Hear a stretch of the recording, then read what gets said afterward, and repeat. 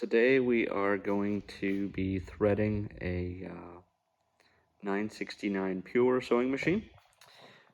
Showing you the path here. So we got the spool. This is thread stand that comes with it.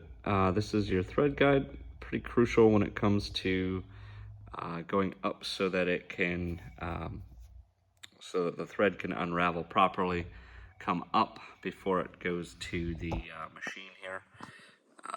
And then, so 2 spools. This spool goes to the needle down here, and this spool goes to the bobbin as it is being winded. I'm going to start with that, and there is a cool feature of the bobbin winder that will help you do that. So first things here, this needs to travel up through here first and then come down to the machine.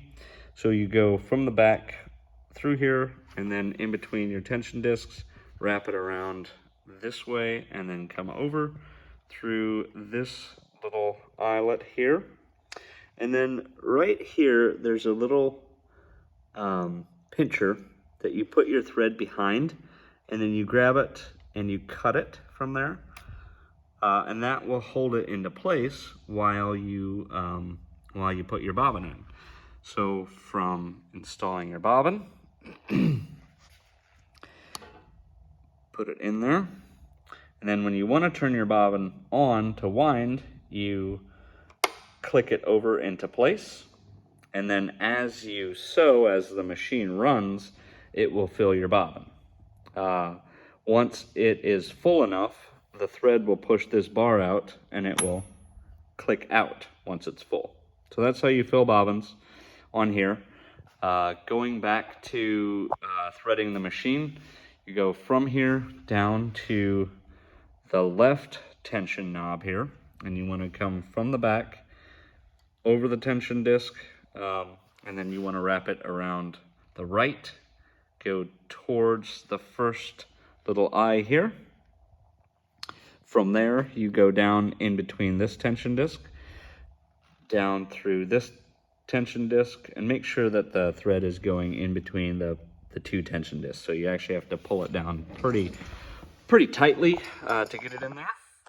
And then you are going to travel down, and if you look, there's actually a little diagram. It's an indentation in the actual plastic that shows you what the path is to go there. So from there, you go down around this knob here. This is your check spring. You want to come up and over, and you want the check spring, there's a little hook on the inside here. You want to come around that far enough and then come back down to go under the check spring, because you want the thread to go under this check spring because you want it to move up. And you travel up through the take-up arm, and you want to stay on the outside of this guard here. That basically keeps just your thread. Thread can ride along here and not get into anywhere else. You want to travel through the take-up arm and then down through this eye, and if you have a tensioner, some models do not have this tensioner. Adler changed during the course of years, so some versions have this tensioner knob, other versions do not. It's not a necessary tool, but some have them, some don't. If you have this, go down through here and then wrap it around this way and come out the other eye. There's another eyelet just underneath there, through the top or the bottom of the needle bar here, down, and then from left to right through the eye of the needle. From there it goes down through the foot, and then it rests, and you are ready to sew. As for the bobbin,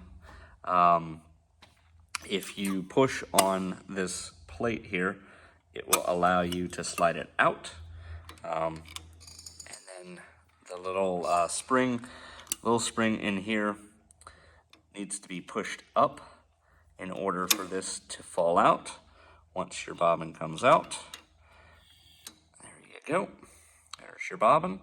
When you install it back in here, you will notice that there is a the thread will need to go down. If you pull on the thread, the bobbin should spin counterclockwise from this angle here. So it's spinning this way. And then you pull this through the slot down and make sure that it hooks in here. And then you're ready to pick up the thread.